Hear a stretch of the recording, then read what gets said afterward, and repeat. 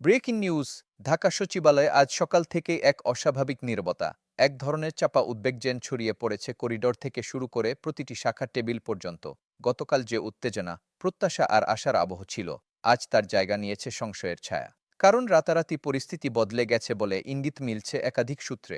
আজকের প্রতিবেদনে আমরা তুলে ধরব কেন হঠাৎ করে নবম জাতীয় পে স্কেল বাস্তবায়নের বিষয়ে সরকার আরও সতর্ক, কোনো অর্থনৈতিক বাস্তবতায় সিদ্ধান্ত আটকে যাচ্ছে, কারা কোনো অবস্থান নিচ্ছে এবং সামনে কী ধরনের সমাধান বা সংঘাত তৈরি হতে পারে। সূত্র বলছে, গতরাতে অর্থ মন্ত্রণালয়ে অনুষ্ঠিত হয় একটি জরুরি বৈঠক, যেখানে উপস্থিত ছিলেন অর্থ উপদেষ্টা, পরিকল্পনা কমিশনের সদস্যরা এবং বাংলাদেশ ব্যাংকের এক ঊর্ধ্বতন কর্মকর্তা। বৈঠক শেষে যে আভাস বেরিয়ে আসে তা সরকারি কর্মচারীদের জন্য হতাশাজনক। জানা যাচ্ছে, বৈদেশিক মুদ্রার রিজার্ভ পরিস্থিতি, মূল্যস্ফীতি এবং আন্তর্জাতিক ঋণদাতা সংস্থাগুলোর বিভিন্ন শর্ত বিবেচনায় সরকার এখন পে স্কেল বাস্তবায়নের পদ্ধতি এবং বৃদ্ধির হার নিয়ে নতুন করে ভাবছে। এখানে সবচেয়ে গুরুত্বপূর্ণ বিষয়, সূত্রগুলো স্পষ্ট করে বলছে পে স্কেল বাতিল হচ্ছে না, তবে বাস্তবায়ন কি যেভাবে ভাবা হয়েছিল কি ঠিক সেভাবে নাও হতে পারে। প্রাথমিক আলোচনা যেখানে ছিল বড় ধরনের বেতন বৃদ্ধি, এখন সেই সম্ভাবনার জায়গায় এসেছে সীমিত পরিসরের বৃদ্ধি এবং ধাপে ধাপে বাস্তবায়নের চিন্তা। অর্থনৈতিক বাস্তবতা নিয়ে সংশ্লিষ্ট একজন কর্মকর্তা গোপনীয়তার শর্তে জানিয়েছেন, দেশের রিজার্ভ পরিস্থিতি দুর্বল, আমদানি ব্যয় বেড়েছে, রপ্তানি আয় স্থবির, আর একই সঙ্গে আন্তর্জাতিক অর্থনৈতিক চাপও আছে। এর ভেতরে সরকারের জন্য হঠাৎ করে বিশাল ব্যয় বাড়ানো ঝুঁকিপূর্ণ হতে পারে। যদিকে আন্তর্জাতিক মুদ্রাকোষের সঙ্গে সরকারের যে সমঝোতা রয়েছে, সেখানে সরকারি ব্যয় নিয়ন্ত্রণের শর্ত খুব স্পষ্ট। এ কারণে পে স্কেল বাস্তবায়নে কি পুনর্বিবেচনা কি এখন বাস্তবতা। বাংলাদেশ ব্যাংকের সর্বশেষ তথ্য অনুযায়ী রিজার্ভ একটি নির্দিষ্ট সীমার নিচে চলে গেছে। এটা সরকারের জন্য বড় সতর্ক সংকেত। আর মূল্যস্ফীতির হারও উদ্বেগজনক। পণ্যদ্রব্যের দাম সাধারণ মানুষের হাতের বাইরে চলে যাওয়ার আশঙ্কা তৈরি হয়েছে, অর্থনীতিবিদরা বলছেন। বড় আকারে পে স্কেল বাস্তবায়ন হলে বাজারে অর্থপ্রবাহ বাড়বে, ফলে চাহিদা বাড়বে এবং সেই সুযোগে পণ্যের দাম আরও উঁচুতে উঠতে পারে, যার প্রভাব পড়বে শুধু সরকারি কর্মচারীর উপর নয়, সবচেয়ে বেশি ভুগবে সাধারণ মানুষ।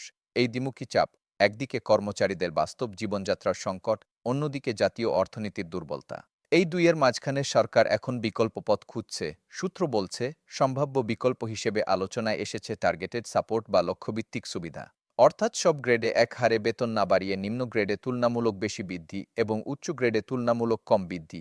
সরকারের যুক্তি হতে পারে, যাদের প্রয়োজন সবচেয়ে বেশি তাদের আগে স্বস্তি দিতে হবে, আবার একই সঙ্গে ব্যয় নিয়ন্ত্রণে রাখতে হবে। এই মডেলে সামাজিক ন্যায্যতার কথা বলা হচ্ছে, কারণ নিম্ন গ্রেডের কর্মচারীদের জীবনযাত্রার চাপ তুলনামূলক বেশি। কিন্তু এখানেই শুরু হয়েছে নতুন টানাপড়েন। উচ্চপদের কর্মকর্তাদের একটি অংশ অসন্তুষ্ট। তাদের বক্তব্য হল, নীতি নির্ধারণী পর্যায়ের কর্মকর্তারা যদি প্রতিযোগিতামূলক সুবিধা না পান, তাহলে দক্ষ জনবল সরকারি খাত ছেড়ে বেসরকারি খাত বা বিদেশমুখী হবে, যার ফল হবে প্রশাসনিক দক্ষতার ক্ষয়। অর্থাৎ সরকারের সামনে এখন বড় চ্যালেঞ্জ, সামাজিক ন্যায় বিচার বনাম প্রশাসনিক সক্ষমতা। দুইটি বিষয়কে একসাথে কিভাবে সামলানো যায়। এর পাশাপাশি সামনে এসেছে অর্থায়নের কঠিন প্রশ্ন।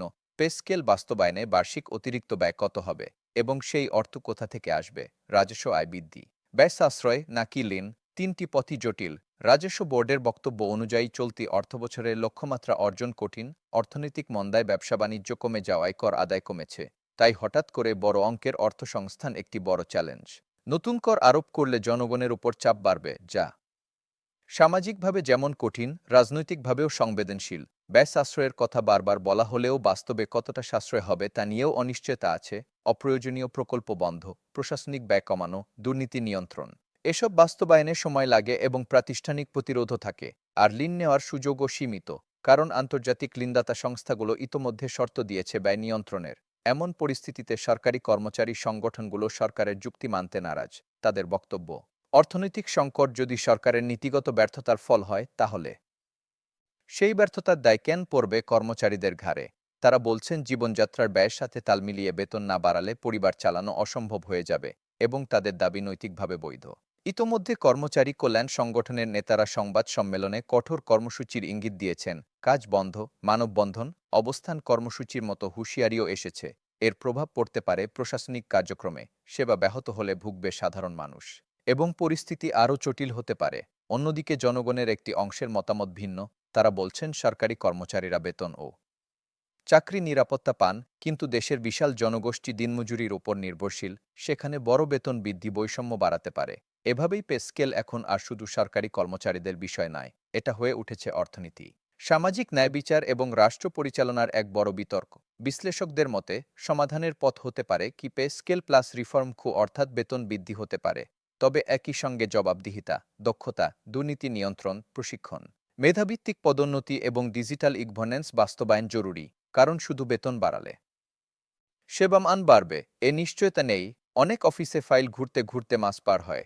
এই বাস্তবতা বদলাতে হলে ডিজিটাল সেবা, স্বচ্ছতা এবং সময়সীমা নির্ধারণ দরকার। শিক্ষা ও স্বাস্থ্য খাতকে বিশেষ প্যাকেজে আনাও জরুরি, কারণ শিক্ষক ও স্বাস্থ্যকর্মীরা রাষ্ট্রের ভিত্তি, কিন্তু তাদের বাস্তব সমস্যা আলাদা। আইন শৃঙ্খলা বাহিনীর ঝুঁকি ও দায়িত্বভিত্তিক সুবিধা বাড়ানো, নারী ও বিশেষ চাহিদাসম্পন্ন কর্মচারীদের জন্য কর্মপরিবেশ উন্নয়ন, স্থানীয় সরকার প্রতিষ্ঠানের কর্মচারীদের বৈষম্য দূর, চুক্তিভিত্তিক কর্মীদের ভবিষ্যৎ সুরক্ষা, এসবও আলোচনায় এসেছে।